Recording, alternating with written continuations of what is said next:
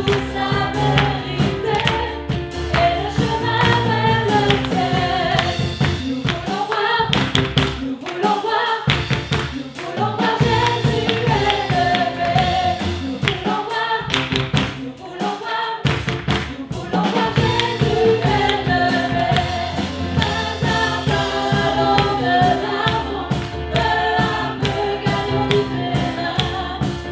prière est notre puissance.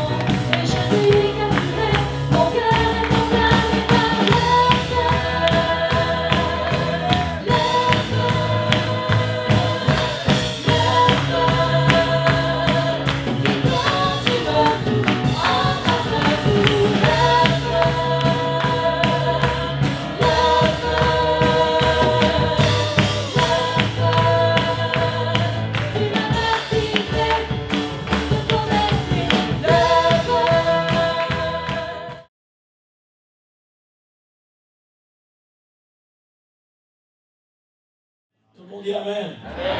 Amen. Nous avons besoin de feu. Le feu, dites à votre voisin, tu as besoin de feu, mon frère, ma soeur. Amen. Amen. Amen. Alléluia. Je veux faire très attention de ne pas prendre trop de temps. Parce que j'ai appris aussi que dans la maison du Seigneur, le temps est précieux. Et surtout, il ne faut pas prendre le temps de celui qui va prêcher. C'est très important. Moi, je vais prêcher quelque part. Je dis toujours, Seigneur, fais qu'il me donne le pupitre très vite. Parce que j'ai envie de parler à l'église. Alléluia. Merci Seigneur. Est-ce que vous êtes content d'être là?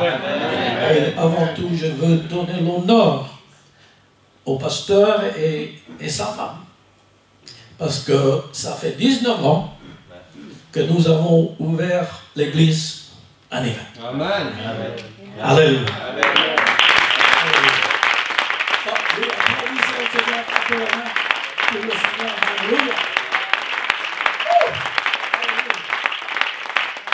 Seigneur, je pense que vous devez frapper beaucoup plus que ça.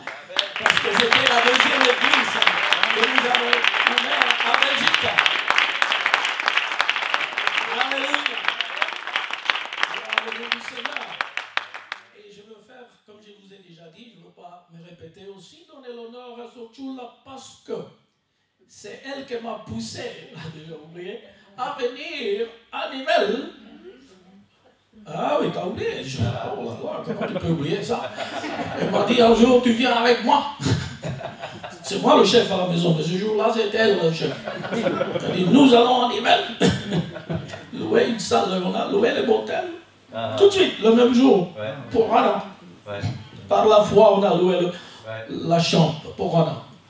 Alléluia. Gloire au nom du Seigneur.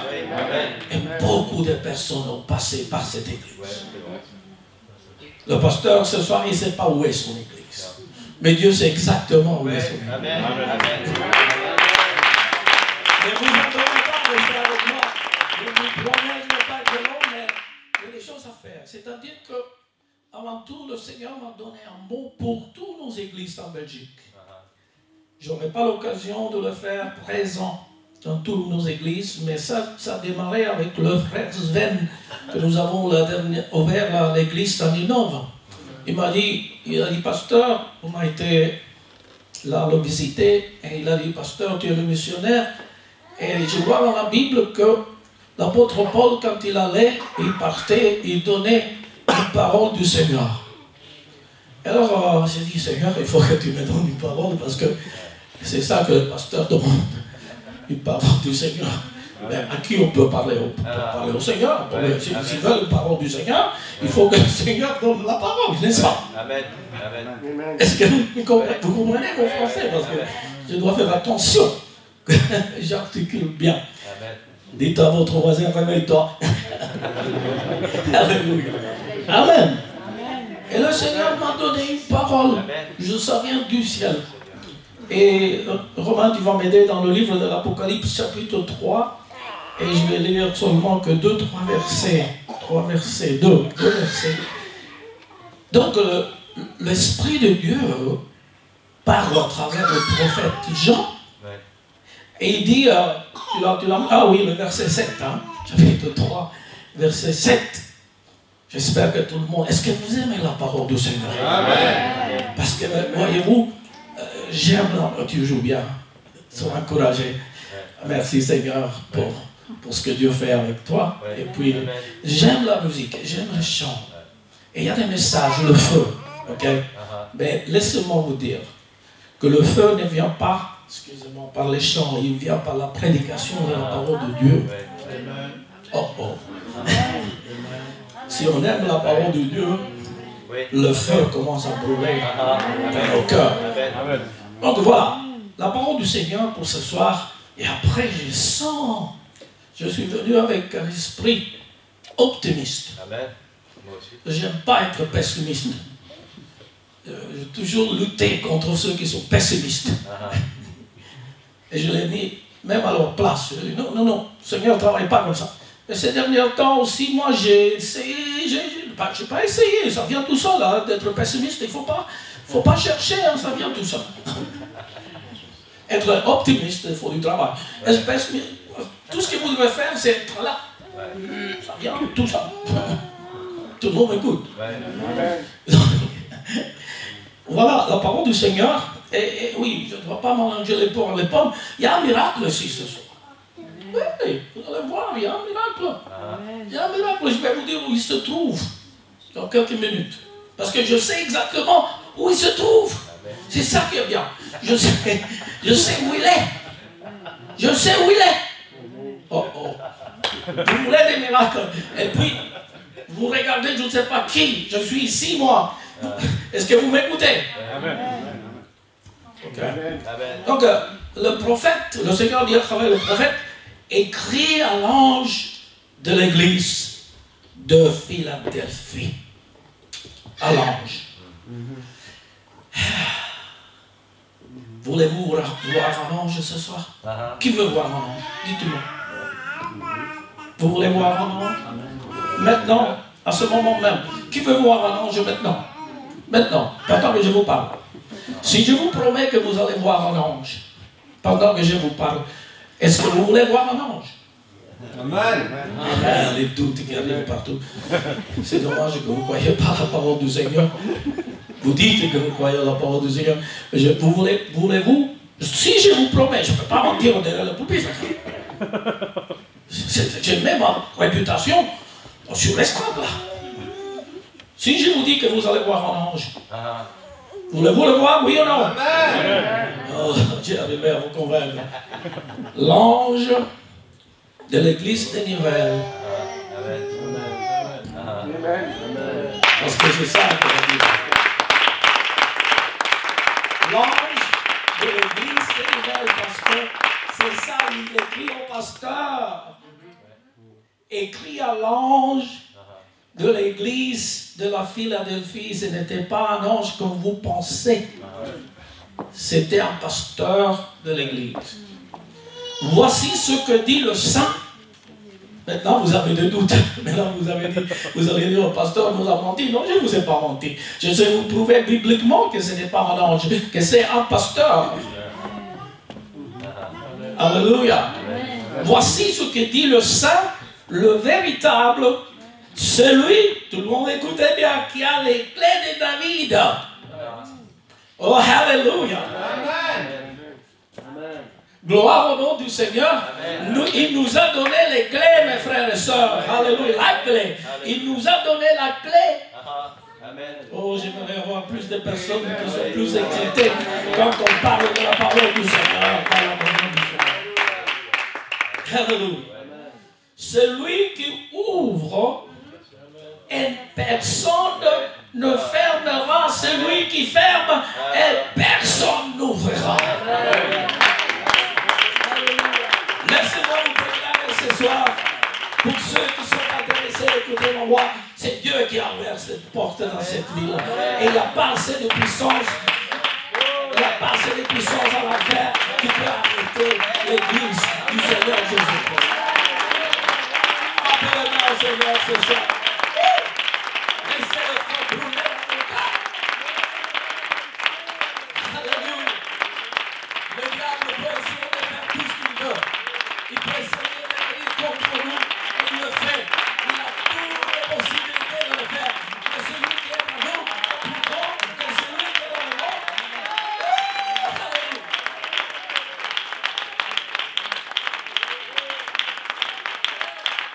C'est lui qui a ouvert les portes.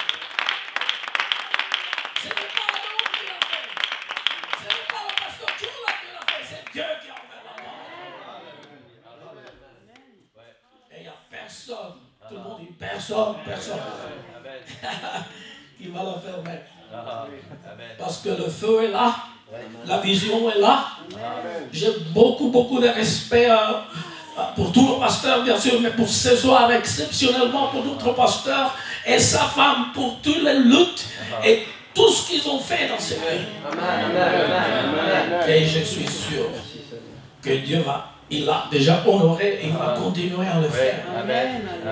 Que chaque chaise va être remplie. Vous allez dire, oh oui. Si vous ne le croyez pas, je vous demande de sortir maintenant. Oh, pasteur, tu es méchant ce soir. Pas vraiment. Alléluia. J'essaie pas d'être méchant. Je n'aime pas. Et il continue à parler au pasteur. Et l'église surtout. Je connais tes œuvres. Voici parce que tu as peu de puissance. Laissez la parole de Dieu pénétrer. Je vous ai dit que c'est Dieu qui me l'a donné du ciel. Pour toutes nos églises. À Belgique. Tu as peu de puissance. Et que tu as gardé ma parole. Et que tu n'as pas renié mon nom. Amen. Oh, alléluia. Est-ce que vous aimez le nom du Seigneur? C'est le son. C'est le nom qui délivre, c'est le nom qui baptise, c'est le nom qui guérit, c'est le nom qui sauve. Il n'y a pas d'autre nom, c'est le seul nom. Je ne connais pas d'autre nom. Il n'y a pas. C'est le seul nom. C'est à cause de son nom que je suis sauvé. Alléluia. Tu n'as pas régné. Non. Et dans toutes les années que j'ai travaillé avec le pasteur Noroy, je vous assure, c'est un pasteur qui aime le nom du Seigneur. Qui ne va jamais baptiser autrement. Il va toujours.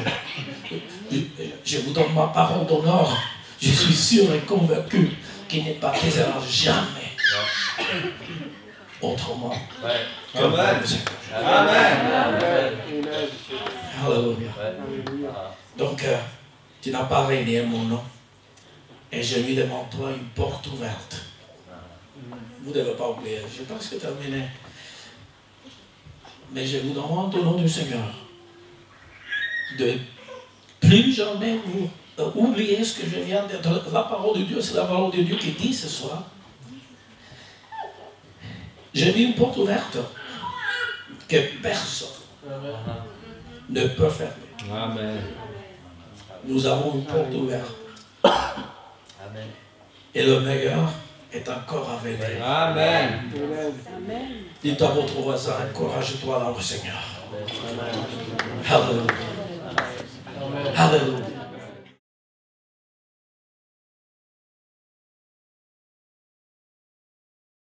On est content d'avoir avec nous aussi le pasteur Denis, la sœur Snechka, pasteur de l'église de Troyes.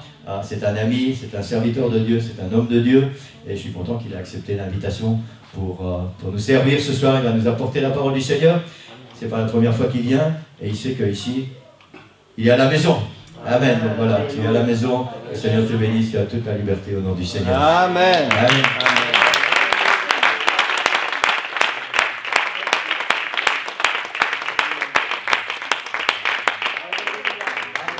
Jésus, est-ce qu'on peut encore acclamer Jésus? Notre cœur, notre Dieu, notre Seigneur, notre Sauveur. Alléluia, alléluia. On t'adore Jésus. On te glorifie mon Seigneur. Alléluia. Alléluia. Tu es Dieu, tu es puissant. Tu es là au milieu de nous, Seigneur, ce soir. On te bénit Jésus. Alléluia. Alléluia. Alléluia. Laissez-moi vous dire combien je me sens tellement honoré et en même temps indigne de vous apporter la parole de Dieu ce soir, d'être invité à ce 19e anniversaire de l'Église. Et je suis ému, je suis très heureux d'être là. Et je suis tellement heureux d'être là et d'avoir pu répondre à l'invitation du pasteur Philippe, de son épouse, et sont chers à nos cœurs. Et nous les aimons très très fort. Et nous sommes contents de les voir, d'être avec eux. Amen. Et d'être avec vous aussi, et de revoir aussi le pasteur Choula et son épouse. Je suis tellement content, le frère Axel et également, puis d'autres frères, d'autres amis dans la foi, d'autres frères en Christ. Et tout ça, on est une famille. Et vous qui êtes là, qui êtes visiteurs ici, peut-être d'une autre église, je vous aime en Christ. Amen. On fait partie de l'église du Seigneur. Et le Seigneur connaît ses enfants. Amen. La Bible nous dit que ceux qui sont baptisés du Saint-Esprit, alléluia, ceux-là, le Saint-Esprit atteste à notre esprit que nous sommes enfants de Dieu, amen, que nous sommes des fils et des filles, et donc on est des frères et des sœurs. Amen. Et ensemble, on peut s'acclamer, on peut remercier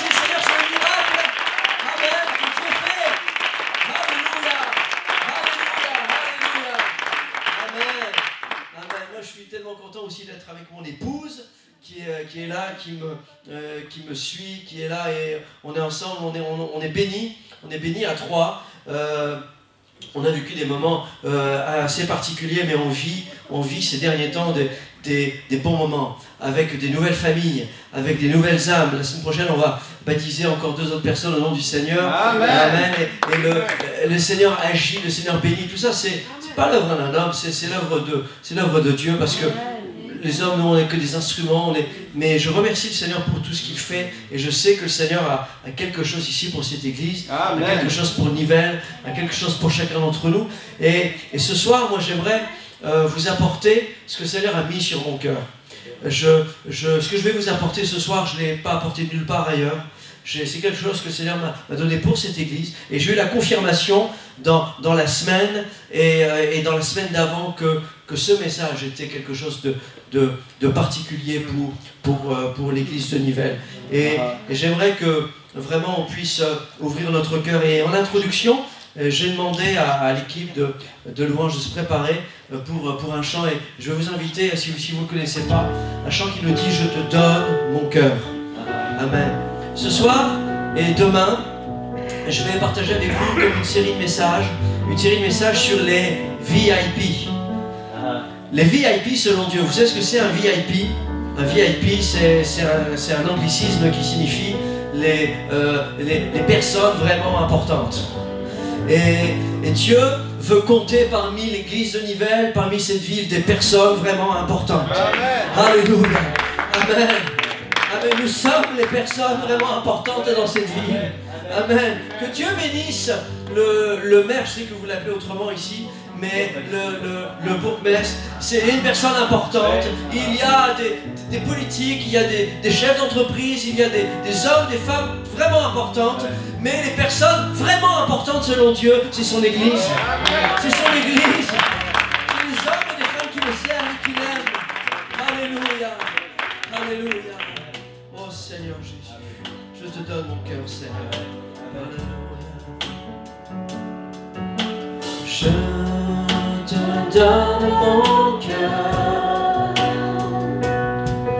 il ne m'appartient plus.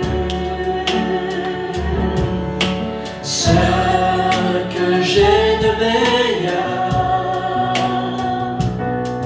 tout est pour toi, Jésus.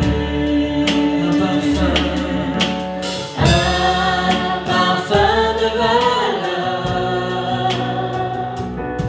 sur toi elle est rendue. C'est l'offrande de mon cœur. Je suis à toi, Jésus. Prends mon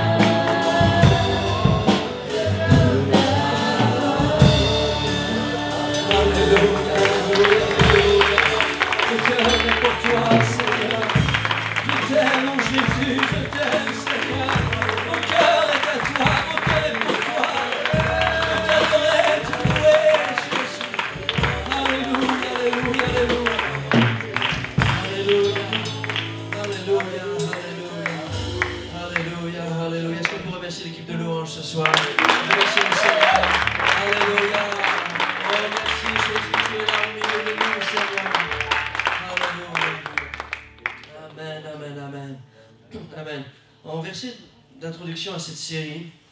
Amen. Il y a un passage, le passage va s'afficher ici à l'écran.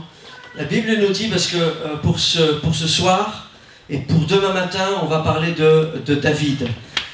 Dans cette série de messages que je suis en train de préparer et que je vais aussi transmettre à l'église de Troyes, il y a tellement de personnes importantes pour Dieu.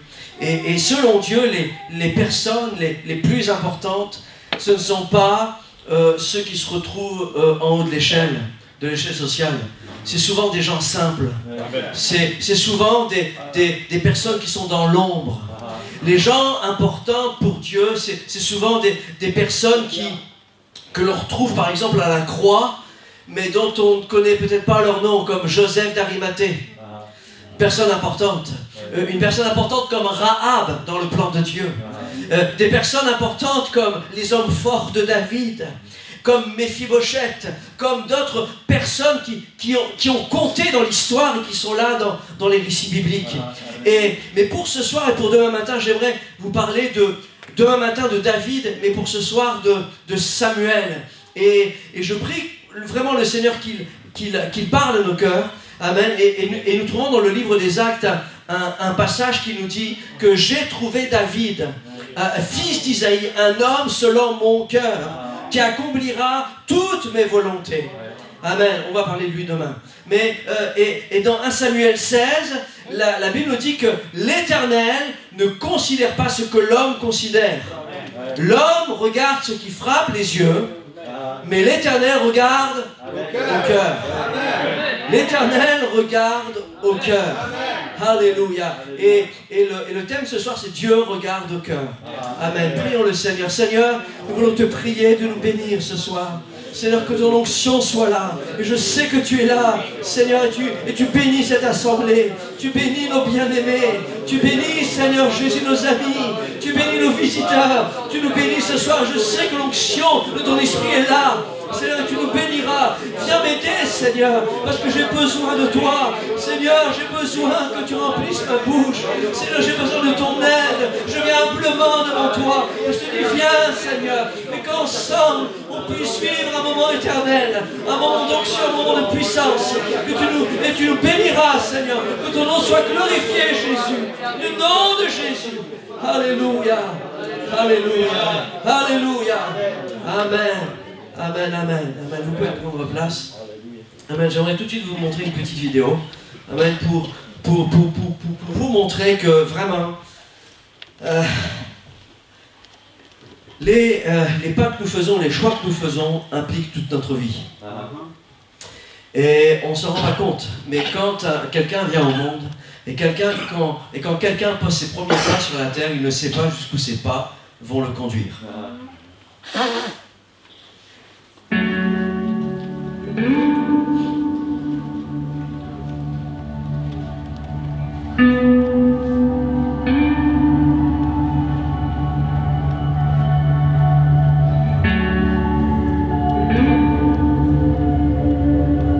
Les premiers pas d'un enfant sur le sable. C'est un vrai documentaire. Une maman qui promène son enfant sur le sable et qui marque ses premières empreintes. Et cette petite enfant, c'était Neil Armstrong, né en 1931. Et cet homme ne savait pas qu'un jour, il poserait ses pieds sur la Lune. Les choix que nous faisons, les choses, les pas que nous faisons, nous ne savons pas à quel point et à quel endroit ils vont nous emmener. J'aimerais vous parler donc ce soir on va parler de David, mais de Samuel. Et vous dire que Dieu cherche un homme, que Dieu cherche quelqu'un selon son cœur. Maintenant, pourquoi étudier Samuel? Pourquoi étudier ce récit-là? Parce que la Bible nous dit que les choses qui sont arrivées dans l'Ancien Testament sont là pour nous servir d'exemple. La Bible nous dit que c'était même l'ombre des choses à venir. Amen. Alors, on regarde dans les récits et je sais que le Seigneur va nous bénir. Alléluia. Alors, le passage, quand on lit l'histoire de Samuel, vous savez, Samuel, c'est celui qui va introduire David dans dans son règne de roi, mais à ce moment-là, il ne le sait pas encore. Et la Bible nous dit dans 1 Samuel chapitre 16, verset 1er, je vais vous laisser tourner là-bas dans 1 Samuel chapitre 16. Si vous ne savez pas où ça se trouve juste avant 2 Samuel. Ça vous aide. La Bible nous dit, l'Éternel dit à Samuel, quand cesseras-tu de pleurer sur Saül? Je l'ai rejeté à cause de son péché, afin qu'il ne règne plus sur Israël. Remplis ta corne d'huile et va, je t'enverrai chez Isaïe. Bethlémite, je savais que j'allais... Car j'ai vu ses fils, celui que je désire pour roi. Samuel dit, comment irai-je? Saül l'apprendra et il me tuera. Samuel fit ce que l'Éternel avait dit et il alla à Bethléem. Les anciens de la ville accoururent, effrayés au devant de lui et dirent, ton arrivée annonce-t-elle quelque chose d'heureux? Verset 6.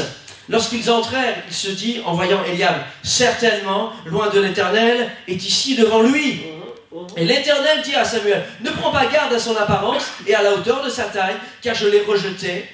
L'Éternel ne considère pas ce que l'homme considère. L'Éternel regarde à ce qui frappe les cieux, mais l'Éternel regarde au cœur. Maintenant, comprenez bien le contexte. Quand vous reculez quelques chapitres précédents, au chapitre 8, vous voyez là une nation. Le peuple d'Israël décide d'avoir un roi. Ils veulent faire comme les autres nations. Ils veulent faire comme les autres peuples. Et ils vont voir Samuel et ils disent, nous, on veut un roi. Et le peuple a choisi un roi qui frappait les yeux. La Bible nous dit que cet homme, c'était Saül. Et que Saül, il était le plus grand, il les dépassait tous d'une tête en Israël. Vous voyez, c'était quelqu'un qui frappait vraiment les yeux. Quand quelqu'un rentre ici, et quelqu'un qui est plus grand que moi, bon, c'est pas difficile d'avoir quelqu'un qui est plus grand que moi, mais ça frappe les yeux. Quelqu'un qui vous dépasse, quelqu'un qui est imposant. Et Saül, c'était quelqu'un qui frappait les yeux. Ce peuple-là voulait un roi pour eux. Il voulait quelqu'un qui leur parle. Parce qu'ils ne voulaient plus vraiment entendre la voix de Dieu, mais ils voulaient entendre la voix d'un homme. Et là, cet homme-là, Saül, était plus grand que tous les autres. Il frappait, il était beau et fort, mais en lui, il n'y avait rien. Le péché est venu, l'orgueil est venu. Et on va le voir tout à l'heure, ce que Saül recherchait, c'était son image. C'était son apparence, c'était de plaire aux hommes. Mais il était creux, il n'y avait rien en lui. Il avait peut-être un charisme, mais il n'y avait pas d'onction. Il avait peut-être un pouvoir, mais il n'avait pas de puissance. Il avait les biens, mais il n'avait pas la bénédiction de Dieu. Il avait l'apparence qui plaît aux hommes, mais Saül était creux. Et en peu de temps, Saül va amener un chaos total dans tout le pays. L'idolâtrie va rentrer. L'impureté, l'impudicité va rentrer. Et Samuel prend soin d'aller le voir.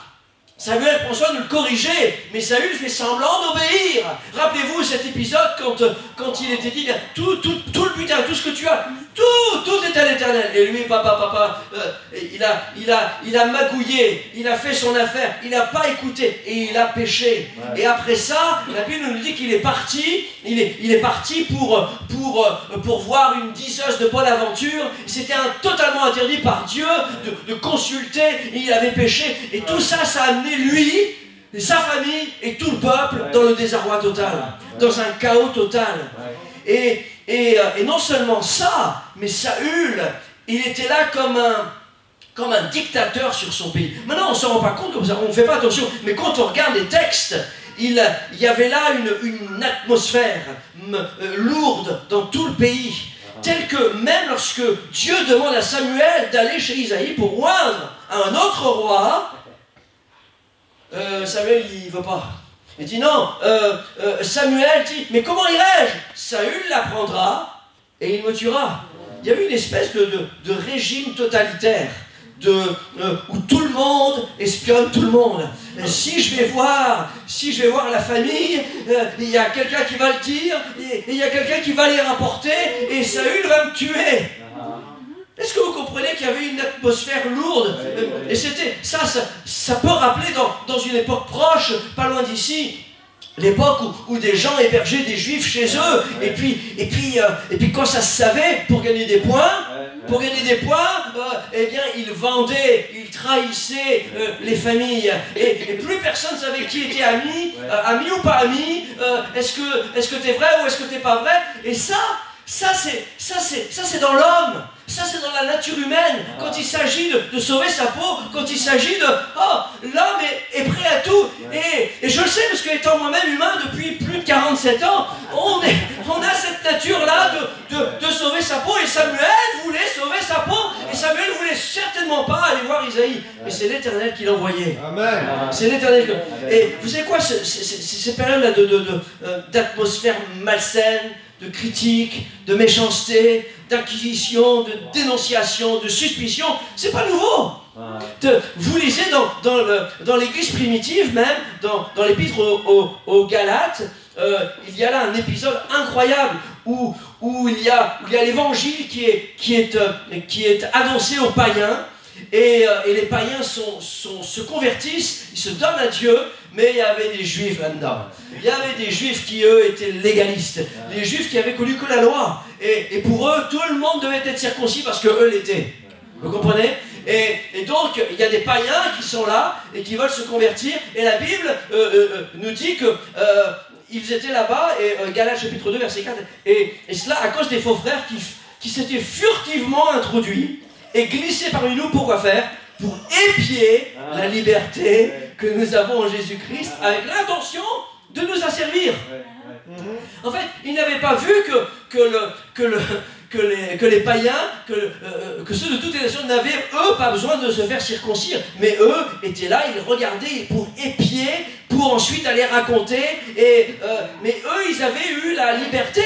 Et l'apôtre Paul dit, nous ne le cédâmes pas un seul instant, et nous résistâmes à leurs exigences, afin que la vérité de l'évangile fût maintenue parmi vous. Ceux qui sont les plus considérés, quels qu'ils aient été jadis, cela n'importe pas, Dieu ne fait exception de personne, et ceux qui sont les plus considérés ne m'imposèrent rien. Et au verset 10, ils nous recommandèrent seulement de soutenir les pauvres. Et il y avait donc, et ça a toujours été, ça existera toujours, ces périodes-là d'atmosphère lourde. Je ne sais pas si ici vous avez vécu ça, en Belgique, ça n'existe pas ça, en France. Il y a une immunité belge, il y a quelque chose où, dans les églises en Belgique, il y a toujours la paix, il y a toujours la joie, il n'y a jamais de critique, tout le monde est heureux, tout le monde est gentil, tout le monde est... Oh, c'est le l'esprit. Laissez-moi prophétiser un peu là. Mais c'était tout le temps. Et là, à la période là où Samuel est là, les tensions sont tellement fortes. Les tensions sont tellement fortes que même le peuple a peur quand il voit Samuel venir. Est-ce que vous avez peur quand vous voyez le pasteur qui vient? Oh, pasteur, c'est super, c'est l'homme de Dieu, il y a une onction. Merci Seigneur. On ne devrait jamais souffrir de ça. Mais là, eux, ils en souffraient. Et la Bible dit que ton arrivée annonce-t-elle quelque chose d'heureux? Tout le monde est peur. Est-ce que vous ressentez l'atmosphère pesante qui existait là-bas?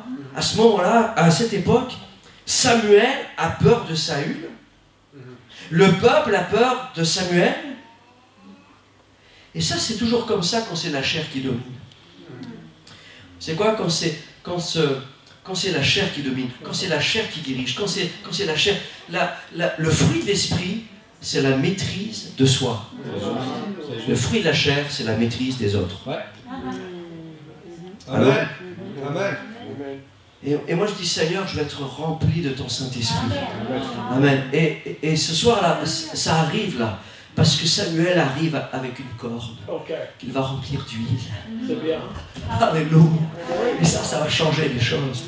Moi je dis, Seigneur, quel qu'ait été notre passé, quelles que soient les épreuves, quelles que soient les difficultés, quelles que soient les atmosphères lourdes que l'on peut vivre dans une vie, que l'on peut vivre parfois dans une église, que l'on peut vivre dans un pays, que l'on peut vivre quelque part. Seigneur, le temps arrive où la corde est remplie d'huile et il y a une onction qui arrive, Seigneur.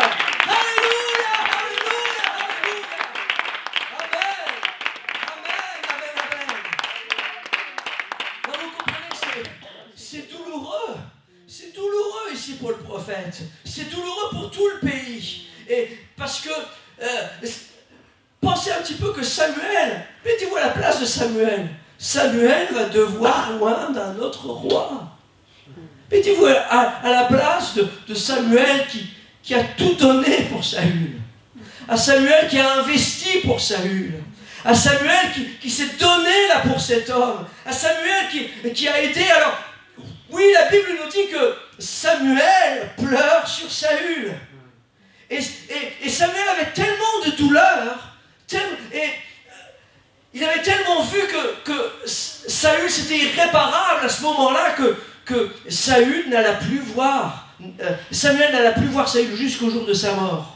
Parce que vous savez quoi, quand il y a des gens qui vous font mal, quand il y a des gens quand ça fait mal, quand c'est dur, quand vous vous êtes donné pour quelqu'un, quand vous avez béni quelqu'un, quand vous avez fait des choses pour les gens, puis que ces gens-là tombent, et que ces gens-là partent, et que ces gens-là vont, et c'est la chair qui les domine, comme Saül, ça fait mal. Et à un moment, on se dit, ben non, je peux plus. Et quand une personne ne veut plus entendre, vous ne pouvez plus aller la voir. La Bible nous dit qu'une personne qui est offensée, son cœur est aussi fermé que les verrous d'un palais. Et il y a un moment où on ne peut plus. Et l'Éternel parle à Samuel et dit, ben, tu sais quoi, il faut maintenant que tu arrêtes de pleurer. C'est ce que le Seigneur Jésus lui-même disait. Il dira aux pharisiens qui le rejetaient, les gens qui ne veulent pas écouter, les gens qui ne veulent pas entendre, les gens qui ne veulent pas changer, il y a un moment parfois on peut le faire. Et c'est pour ça que Jésus a dit, vous savez quoi, Marc 2,17, ceux que Jésus ayant entendu, il leur dit, ce ne sont pas ceux qui se portent bien quand vous êtes médecin, mais les malades. C'est à un moment, si je ne considère pas, si je ne réalise pas que je suis malade, je ne pourrai jamais guérir. Amen. Mais ceux qui se disent, bah moi je me porte bien, on ne pourra jamais rien faire pour eux. Et Saül, c'était là, il était là, cette position-là, il avait besoin de Dieu, et Dieu l'aurait racheté, Dieu l'aurait béni, Dieu l'aurait pardonné, parce que Dieu est grâce, c'est bonté, sa grâce se renouvelle chaque matin. Amen. Et c'est peut-être un message pour quelqu'un ici ce soir. Alléluia. Amen. Quel que soit le péché, quelle que soit la faute, quel que soit l'éloignement, amen, je prie que Dieu parle à ton cœur ce soir et te dise, hey, écoute, reviens, reconnais ton état de cœur, parce que je veux te changer et je vais te changer. Il y a encore une destinée pour toi. Amen. Et là, Samuel pleure sur Saül. Sentiment d'échec, sentiment d'abandon, sentiment d'avoir trop donné, trop fait, trop investi. Alors que Samuel pense que c'est fini pour le pays, l'Éternel dit non, arrête de pleurer. Arrête de pleurer. C'est pas que Dieu ne veut pas qu'on pleure. Dieu sait que il comprend. D'ailleurs, c'est tellement important nos larmes que la Bible dit qu'il recueille nos larmes dans des outres. Et la Bible dit même qu'il y a un temps pour pleurer. Mais il y a un temps aussi pour se réjouir. Il y a un temps, il y a des temps pour chaque chose. Et là, c'était le temps d'arrêter de pleurer. C'était Samuel, jusqu'à quand quand cesseras-tu de pleurer? Remplis ta corne d'huile et va. L'Éternel dit à Samuel, ne prends point garde à son apparence et à l'auteur de sa taille. Arrête de pleurer. Et j'aimerais ici dire à quelqu'un, je ne connais pas vos vies, je ne connais pas ce qui se passe, je ne connais pas vos cœurs, mais j'ai une parole pour vous. Arrête de pleurer sur ce que tu ne peux pas changer. Ce que tu peux pas, arrête de pleurer. Arrête de pleurer quand tu as fait tout ce qui a été fait, tout ce qui était nécessaire. Arrête de pleurer parce que c'est pas fini. Amen. Amen. Alléluia.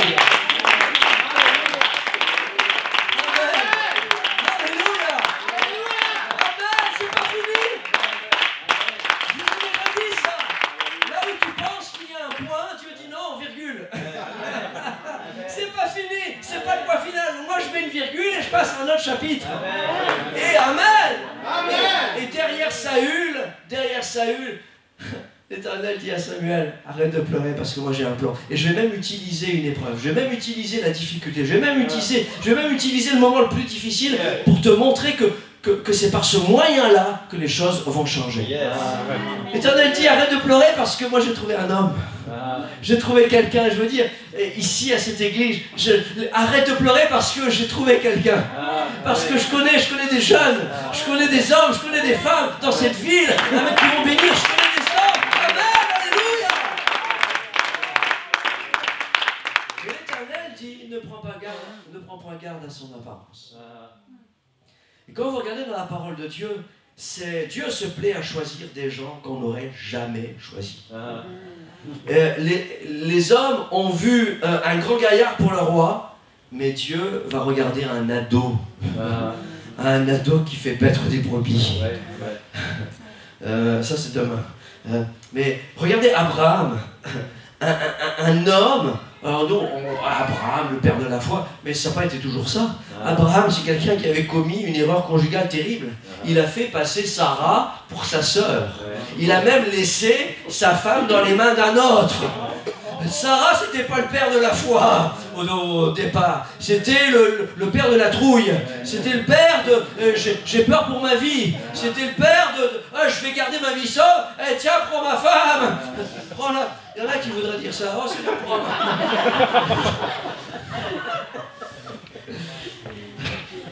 Et le Seigneur dit non, tu seras un VIP. Amen. Tu seras un VIP. Je vais changer ton cœur. Tu seras un VIP parce que tu as un cœur qui est malléable. Remarquez que Dieu fait des VIP, des gens qui ont un cœur malléable, peu importe le passé, peu importe ce qu'ils ont fait. Regardez avec Moïse. C'est cet homme avec un tempérament tellement impulsif, tellement violent. Lui, à un moment, il prend conscience qu'il est hébreu, il veut délivrer son peuple, mais lui, il veut tuer les Égyptiens un par un.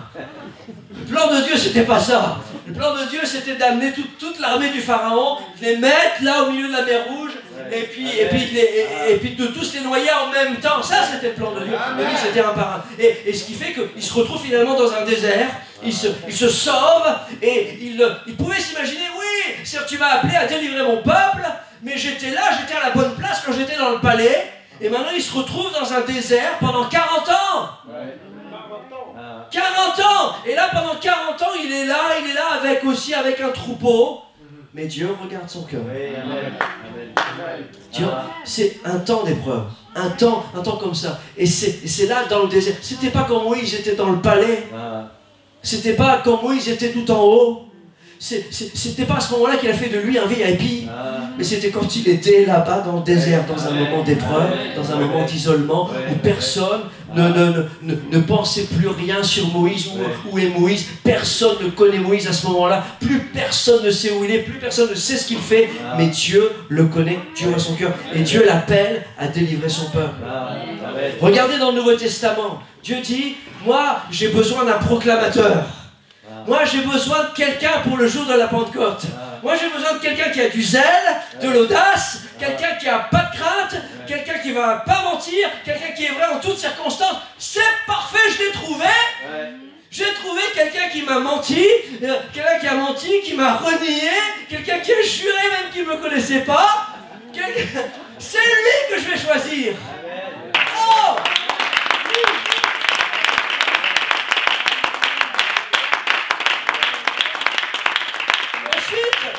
Dieu dit, moi j'ai besoin de quelqu'un, j'ai trouvé mon proclamateur, maintenant j'ai besoin d'un fondateur. J'ai besoin de quelqu'un qui va fonder des églises, quelqu'un qui va fonder, quelqu'un sur qui je peux compter, quelqu'un qui est là au milieu d'une culture grecque, romaine, juive, païenne. Moi j'ai besoin de quelqu'un qui ira prêcher au péril de sa vie, et moi je l'ai trouvé, c'est Saul de Tarse. Quelqu'un qui était un meurtrier, quelqu'un qui était un intégriste religieux. Quand on lui amène un vêtement, le vêtement d'Étienne qu'on venait de lapider, eh bien il était galvanisé, et le Seigneur l'arrête alors qu'il est sur la route de Damas pour arrêter d'autres chrétiens, pour les torturer, les mettre à mort. Et l'Éternel dit, ben, moi c'est lui que j'ai choisi, amen, pour bâtir les églises, pour fonder les églises. Wouh! Hey! Dieu ne regarde pas l'apparence. Nous, on n'aurait jamais choisi Pierre. On n'aurait jamais choisi Moïse, quelqu'un qui bégayait. Et le Seigneur a dit, ben moi, pour proclamer mon message de libération, il y a tellement de beaux parleurs autour de toi, moi c'est toi que je vais choisir. Quelqu'un qui ne sait pas parler. Il a choisi Pierre, il a choisi Paul, il a choisi... Et regardez cette petite image ici, moi j'ai trouvé ça sur Internet, les héros de la Bible. Jacob était menteur, Pierre était impulsif, David avait commis un adultère, Noé s'était enivré, Jonas a fui Dieu, Paul était un meurtrier, Gédéon était insécure, Myriam était médisante, Marthe était facilement inquiète, Thomas doutait, Sarah était impatiente, Élie était dépressif, Moïse bégayait, Abraham était âgé et Lazare était mort. Dieu n'appelle pas les qualifiés, mais il qualifie les appelés. Alléluia!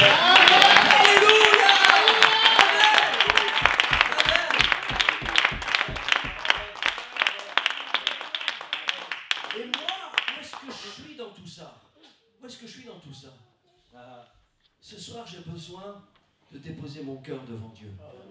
Dire, Seigneur, moi je te dépose mon cœur parce que c'est à ça que tu regardes. L'homme regarde à l'apparence. Alors, Samuel arrive. Diapo 12, Samuel arrive et lorsqu'ils entrèrent, il se dit en voyant Eliab, certainement loin de l'Éternel est ici devant lui. Bip, mauvaise réponse. C'est pas lui. Parce que l'homme regarde toujours à ce qui frappe les yeux. Et Samuel tombe dans le panneau. Il est beau, il est grand, il est fort. Mais Dieu ne regarde pas comme les hommes regardent. Et l'Éternel dit, ne prends pas garde à son apparence et à la hauteur de sa taille, car moi je l'ai rejeté. L'homme regarde ce qui frappe les yeux, mais moi je regarde au cœur. C'est quoi? On est dans un monde d'images. Et moi j'aimerais vous dire ce soir, le message de ce soir c'est, il faut faire tomber les masques. On fait tomber les masques. Parce que parfois, on est dans un monde d'images, même dans l'église, même il y a l'image, il y a le masque du chrétien. Ah, c'est comme dans les pubs, là, c'est toujours le sourire, alors qu'au fond de nous, il y a des douleurs, des frustrations, des choses qui ne vont pas, il y a la souffrance. Et le Seigneur dit, bats les masques, donne-moi ton cœur. On est dans un monde de Facebook, de selfies, on se montre, on envoie ça, on poste ça, et puis hey, regarde comment je suis heureux, regarde ce que j'ai, regarde ce que... Bla bla bla. Amen. Dans le monde du travail, c'est quoi que les hommes d'affaires, c'est quoi que les patrons recherchent? L'habilité, de la grandeur, de l'audace, de la force, de la posture, de la créativité, du talent, de la connaissance. Il faut savoir s'adapter au marché, il faut avoir de l'expérience, du charisme, des nerfs d'acier, de l'intelligence. Dieu dit oui, moi je mets ça dans vos cœurs, mais c'est pas sur ça que je vais compter pour faire de vous un VIP. Amen. Moi je regarde au cœur. Amen. Moi je regarde au cœur. Amen. Dans le monde du sport, on récompense les meilleurs footballeurs, les meilleurs acteurs, la meilleure musique, les Césars, les Oscars, les Ballons d'Or. Dans les magazines, on montre les beaux hommes, les belles femmes, on retouche même leur corps. Ils ne sont pas comme ils sont là dans les photos en vrai.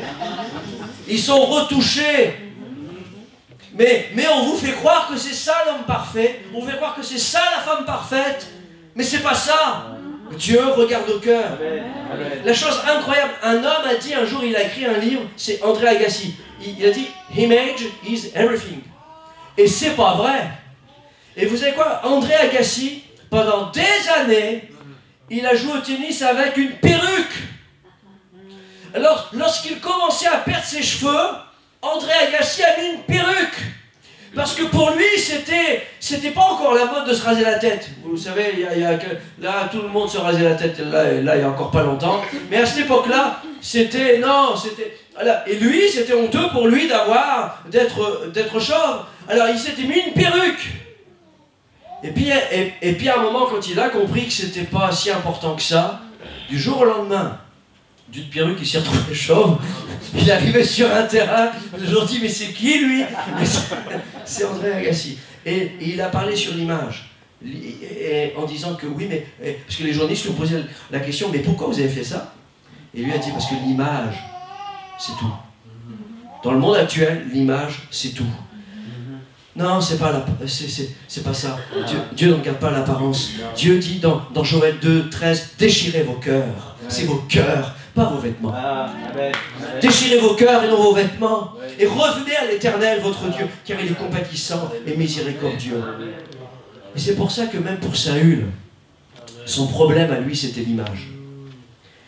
On va dire, bon, non, son problème, c'était parce qu'il a péché. Son problème, c'était... Non. Son premier problème, c'était l'orgueil, c'était un problème d'image. Parce que regardez, ici, lorsqu'il a été choisi, on voit ça dans 1 Samuel 9, il y avait un homme de Benjamin nommé Kis, et il avait un fils du nom de Saül, jeune et beau, plus beau qu'aucun des enfants d'Israël, les dépassant tous d'une tête. Imaginez-vous, c'est un mélange de Brad Pitt et de Leonardo, c'est quelqu'un qui avait une posture là. Mais Saül jouait avec Dieu, il n'était pas sincère. Il était calculateur, il était avare, et après son péché. Regardez, un petit peu, Samuel va le voir, et il lui dit, l'Éternel te rejette, afin que tu ne sois plus roi sur Israël. Et comme Samuel se tournait pour s'en aller, Saül le saisit sur le pan de son manteau, qui se déchira, et Samuel lui dit, l'Éternel déchire aujourd'hui, de dessus de toi, la royauté d'Israël, et il la donne à un autre qui est meilleur que toi.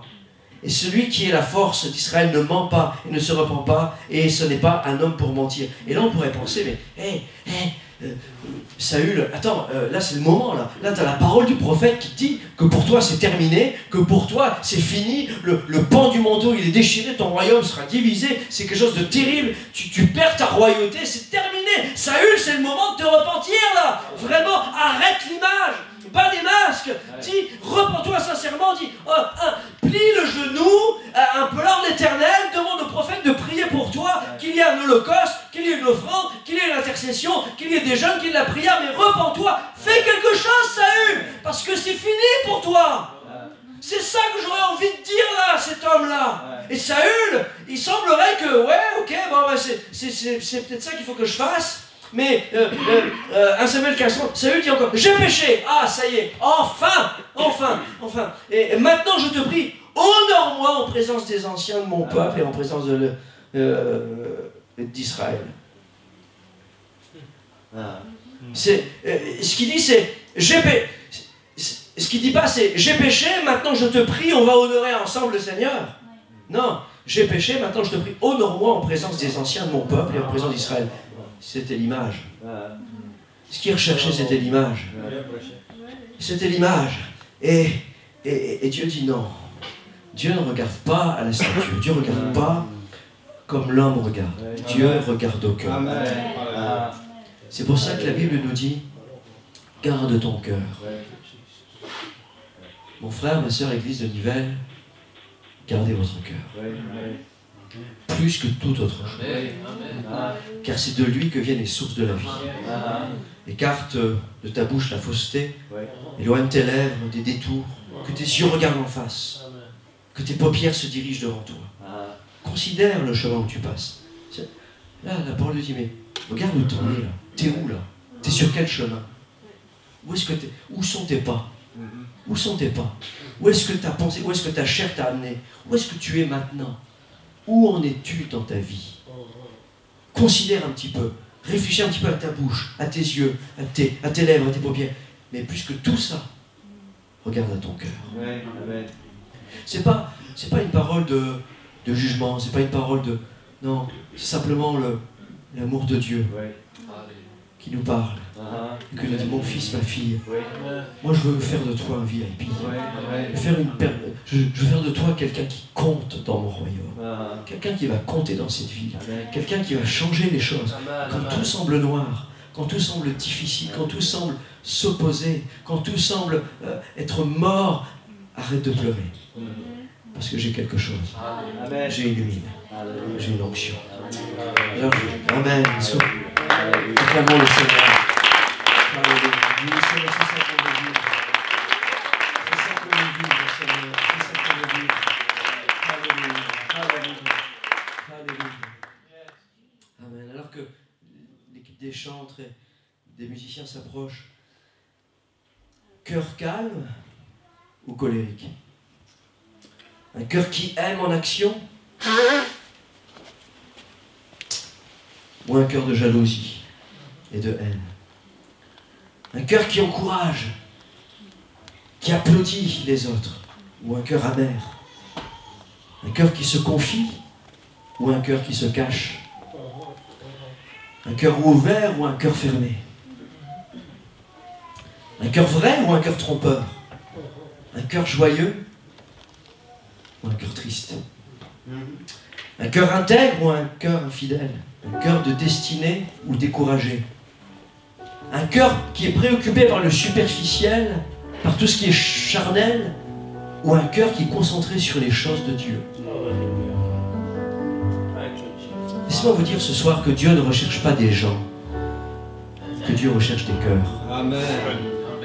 Que Dieu recherche des cœurs. Des cœurs qu'il va remplir.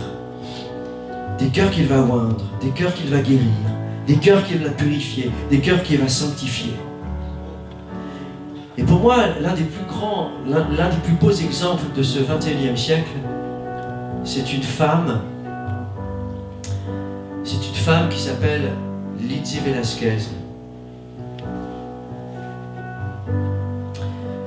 Une femme, c'est une jeune chrétienne qui est engagée. Elle a écrit plusieurs livres, elle parle de sa foi en Dieu. Elle est âgée aujourd'hui de 24 ans. Elle est atteinte, comme vous le voyez, d'une malformation génétique extrêmement rare. Il y a seulement 3 cas dans le monde comme elle. Elle est aveugle d'un œil, elle est incapable de prendre du poids et n'a jamais pesé plus que 29 kilos. Et vous ne pouvez pas imaginer toute la méchanceté qu'elle a vécue.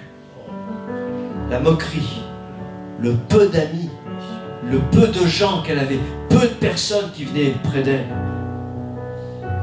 À l'école, partout, elle a été rejetée. Et le summum de sa souffrance, ça a été quand elle avait 15 ans. Et quand quelqu'un lui a dit, tu sais, il y a une vidéo sur YouTube. Et cette vidéo, qui avait été prise à son insu, elle ne le savait pas, avait pour titre « La femme la plus laide du monde ». La femme la plus laide du monde. Imaginez-vous le cœur de cette femme. À ce moment-là, et elle le raconte dans son livre, à partir de ce moment-là et pendant plusieurs semaines, elle a juste envie d'une chose, c'est de mourir. Elle a juste envie d'une chose, c'est de disparaître. Jusqu'à ce qu'elle entende un message de la parole de Dieu qui l'appelle, qui lui dit et qui lui a dit « Je t'aime, je t'aime, je t'aime ». Alors elle est revenue vers Dieu et laissez-moi vous lire ce qu'elle a écrit. Elle a dit « C'est Dieu qui a changé mon cœur et qui m'a appris qu'il y avait à l'intérieur de moi une beauté que personne ne voyait. C'est très dur, c'est certain, mais ouvrir ma vie à Dieu chaque jour qu'il me donne m'a rendu capable de posséder une paix qui n'était pas infectée par ce que les gens disaient, de ne pas être démolie par le regard des autres, parce que j'avais un sens au quotidien du regard d'amour de Dieu sur moi. C'est lui qui a calmé et fortifié mon cœur quand je ne comprenais plus rien. C'est ce qui m'est arrivé et c'est lui qui un jour, à l'âge de 18 ans, m'a dit « Ce que tu es et ce que tu crois laideur, je vais l'utiliser pour devenir un message pour toucher des milliers de gens. » Et aujourd'hui, cette femme que l'on regardait sur YouTube en disant « Ah, la femme la plus laide du monde », aujourd'hui, on regarde ses vidéos pour le message qu'elle donne de la parole de Dieu et de l'amour qu'elle a reçu. Alléluia. Moi, je dis, mes frères et sœurs, Dieu regarde à votre cœur. Peu importe ce que vous pensez laideur, peu importe ce que vous avez cru laideur dans votre vie, peu importe votre passé, peu importe les erreurs, peu importe ce qui s'est passé. Mais Dieu dit, moi j'ai trouvé David, et on va voir ça demain. J'ai trouvé David, j'ai trouvé un homme, j'ai trouvé quelqu'un ici. J'ai trouvé quelqu'un ici à Nivelles. J'ai trouvé un homme, j'ai trouvé quelqu'un selon mon cœur. Allez, est-ce qu'on peut se lever ensemble ce soir? Alléluia, alléluia, alléluia. Est-ce qu'on pourrait simplement fermer nos yeux quelques instants? Alléluia, pendant que les chantres vont chanter ce chant, tout doucement, tout doucement. Est-ce qu'on peut rentrer à l'intérieur de notre cœur? Est-ce qu'on peut rentrer à l'intérieur de notre vie? Seigneur dit, examinez-vous vous-même. Regardez votre cœur, Seigneur, et je veux ce soir me repentir. Ce soir, je veux venir au pied de Dieu et dire, Seigneur, tu vois mon cœur. Alléluia. Alléluia. Alléluia. Donne mon cœur. Ne m'appartient plus. Ce que j'ai de meilleur.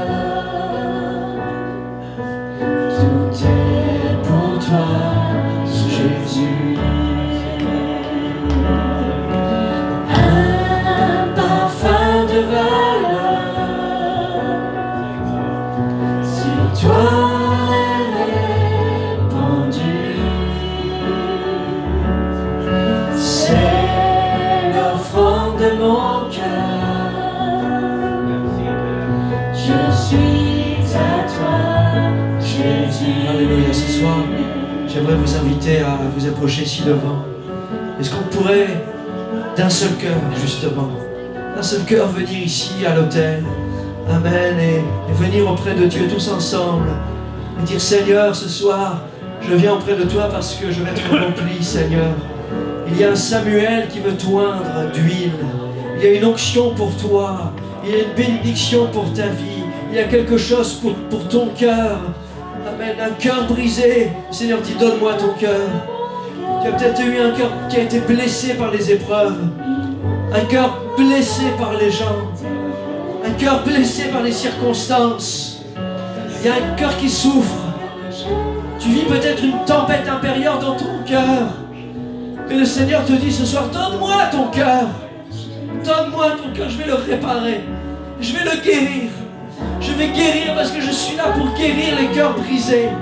Je suis là pour réparer ce qui a été abîmé. Je suis là pour relever ce qui a été abattu. Je suis là pour redresser ce qui a été courbé. Donne-moi ton cœur ce soir. Donne-moi ton cœur. Donne-moi ton cœur.